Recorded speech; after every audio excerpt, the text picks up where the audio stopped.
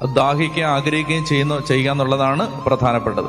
ദാഹിക്കണം, ആഗ്രഹിക്കണം, ശക്തമായിട്ട് ദാഹിക്കണം, ആഗ്രഹിക്കണം. എന്താ കർത്താവ് പറഞ്ഞത്? ദാഹിക്കുന്നവൻ എൻ്റെ അടുക്കൽ വന്ന് കുടിക്കട്ടെ.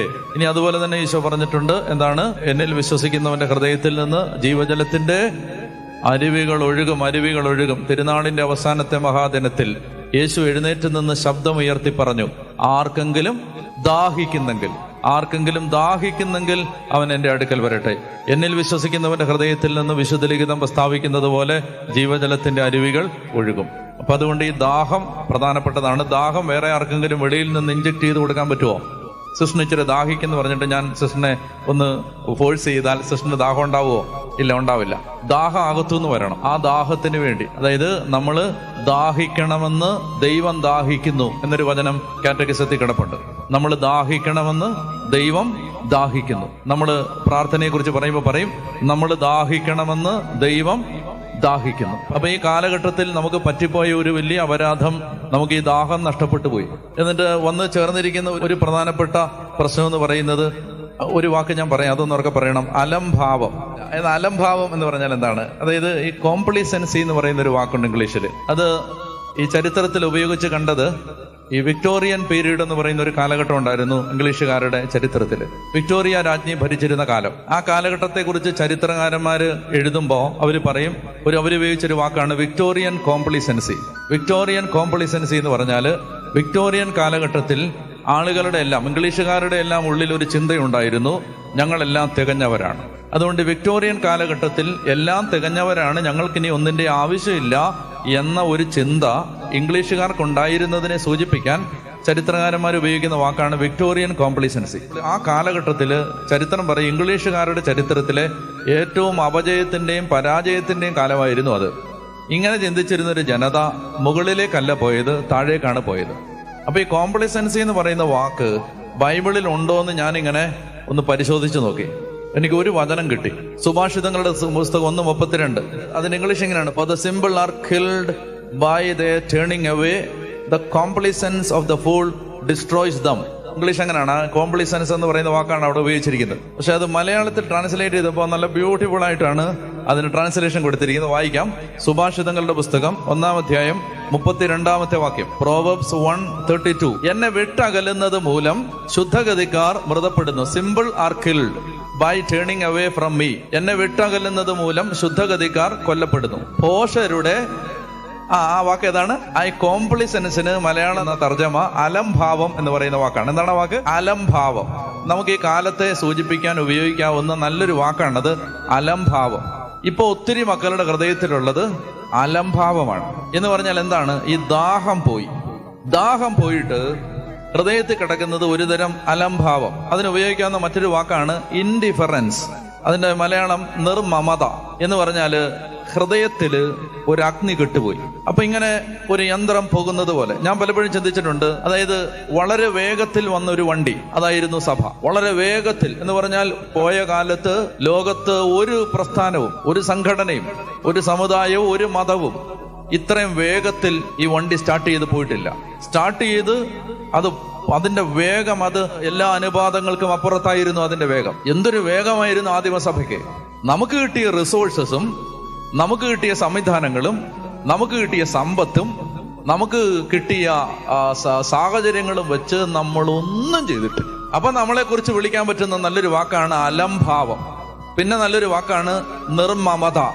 എസ്രായുടെ പുസ്തകം 9-ാം അധ്യായത്തിലേക്ക് വരുമ്പോ ആളുകൾ വന്നൊരു വിവരം പറയും. ആളുകൾ വന്ന് പറയുന്നത്, പുരോഹിത ശ്രേഷ്ഠ, നിയമജ്ഞ, പണ്ഡിത, പ്രഭോ, സങ്കടം പറയാനുണ്ട്. ബാബിലോൺ അടിമത്തത്തിൽ നിന്ന് തിരിച്ചെത്തിയ ജനം തദ്ദേശവാസികളുമായി ഇടകലർന്ന് ദൈവത്തിന്റെ ജനത അശുദ്ധമാവുകയും ജനതകളുടെ വിളേച്ഛതകൾ അനുകരിച്ച് ദൈവനിന്ദയിൽ ഏർപ്പെടുകയും ചെയ്യുന്നു. മിശ്രവിവാഹത്തിൽ ഏർപ്പെടുന്നു. ദൈവത്തിന്റെ ജനത തദ്ദേശവാസികളുമായി ഇടകലർന്ന് അശുദ്ധമായി വന്ന് റിപ്പോർട്ട് ചെയ്തു.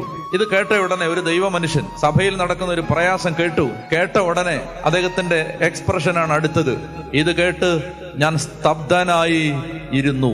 I SAT shocked. എന്നിട്ട് പറയുകയാണ്, സായാഹ്ന ബലിയുടെ സമയം വരെ ഞാൻ സ്തബ്ധനായി ഇരുന്നു. ഈ ഷോക്കാണ് നമ്മളിൽ നിന്ന് പോയത്. ഈ ഷോക്ക് നമ്മളിൽ നിന്ന് പോയി. നമ്മളെ ഭാരപ്പെടുത്തുന്നത് വേറെ എന്തൊക്കെയാണ്, നമ്മളെ അലട്ടുന്നത് മറ്റെന്തൊക്കെയാണ്. നശിച്ചു പോകുന്ന ആത്മാക്കളുടെ എണ്ണം നമ്മളെ ഭാരപ്പെടുത്തുന്നില്ല.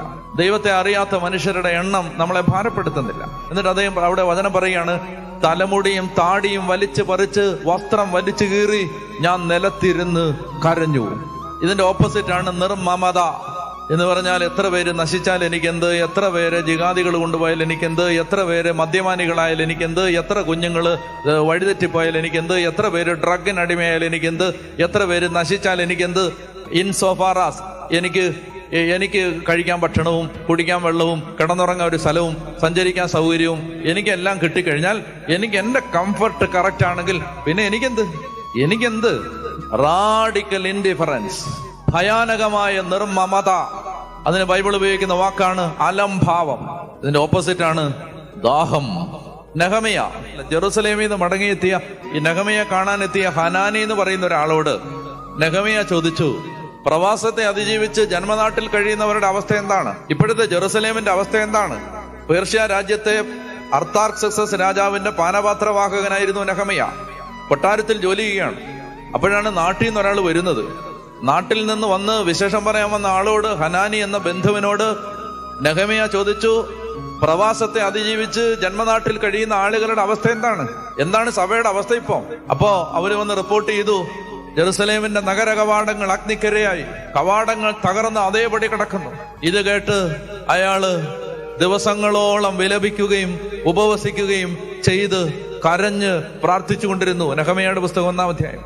ഇതിന്റെ ഓപ്പോസിറ്റാണ് നിർമ്മമത, അലംഭാവം. അപ്പൊ അതുകൊണ്ട് നമ്മൾ ഒരു ദാഹം ആ ദാഹത്തിന് വേണ്ടി ആഗ്രഹിക്കണം. പറയാവോ ഹല്ലേലൂയ? ഞാൻ പല ഗ്രാമങ്ങളിൽ ചെല്ലുമ്പോ നോർത്ത് ഇന്ത്യയിൽ കാണും, കൊല്ലത്ത് നിന്ന്, എറണാകുളത്ത് നിന്ന്, തൊടുപുഴയിൽ നിന്ന് ഒക്കെ ചില മനുഷ്യര് അവിടെയാണ് ആഴ്ചകളായിട്ട്, ചിലര് മാസങ്ങളായിട്ട്. എനിക്ക് ചില ജീവിതങ്ങളെ അറിയാം. മാസങ്ങളായിട്ട് അവിടെയാണ്. 5-6 മക്കളുള്ള ഒരു കുടുംബനാഥനെ എനിക്കറിയാം. പല മാസങ്ങളും വടക്കേ ഇന്ത്യയിലാണ്. എന്ന് പറഞ്ഞാൽ അവരുടെ ഉള്ളിൽ ഈ വേദനയുണ്ട്, ഭാരമുണ്ട്, ഈ സങ്കടമുണ്ട്, ദൈവത്തെ അറിയാത്തവരെ കുറിച്ചുള്ള വേദനയുണ്ട്, സുവിശേഷം അറിയാത്തവരെ കുറിച്ചുള്ള ഭാരമുണ്ട്. അപ്പൊ അതുകൊണ്ട് ദാഹം അത് പോവരുത്. അത് നമ്മുടെ ഉള്ളിൽ ഒരു ദാഹം. ദൈവമേ, അപ്പൊ നമ്മൾ ദാഹിക്കണമെന്ന് ദൈവം ദാഹിക്കുന്നു, നമ്മൾ ദാഹിക്കണമെന്ന് ദൈവം ദാഹിക്കുന്നു. നമുക്ക് ഈ ദാഹം പോയത് ദൈവത്തിന് വലിയ സങ്കടമാണ്. അപ്പൊ അതുകൊണ്ട് നമുക്ക് ഞാൻ പറഞ്ഞ വളരെ വേഗത്തിലൂടെ ഒരു വണ്ടിയായിരുന്നു ഇത്. ഭയങ്കര വേഗമായിരുന്നു ഇത്. നമുക്ക് കിട്ടിയ റിസോഴ്സസ് വെച്ചിട്ട് നമ്മളൊന്നും ചെയ്യുന്നില്ല. നമുക്ക് ഇതൊന്നും അല്ല നമ്മൾ ചെയ്യേണ്ടത്. ദൈവം ഇതൊന്നും അല്ല, ഇതൊക്കെ ഒരുപാട് ഇതിനപ്പുറത്ത് ദൈവം പ്രതീക്ഷിക്കുന്നുണ്ട് നമ്മളിത്. ഞാൻ ഓർക്കുകയായിരുന്നു, എന്തൊരു വേഗതയായിരുന്നു പൗലോസിന്, എന്തൊരു വേഗതയായിരുന്നു പത്രോസിലേക്ക്, എന്തൊരു വേഗതയായിരുന്നു അപ്പോസ്തലന്മാർക്ക്. നിങ്ങൾ ആലോചിച്ചിട്ടുണ്ടോ? ഈ ഭാരതത്തിലേക്ക് 1-ാം നൂറ്റാണ്ടിൽ മാർത്തോമാ ശ്ലീഹ വരുമ്പോ അദ്ദേഹത്തിന് ഒരു കാര്യം നല്ലതുപോലെ നിശ്ചയമുണ്ടായിരുന്നു. ഇനി ഒരിക്കലും ജന്മനാട്ടിലേക്ക് ഒരു മടങ്ങിപ്പോക്കില്ല. അപ്പനെമ്മേനെ കാണാനൊന്നും പറ്റില്ല. ഇനി പ്രിയപ്പെട്ടവരെ ഒന്നും കാണാൻ പറ്റില്ല.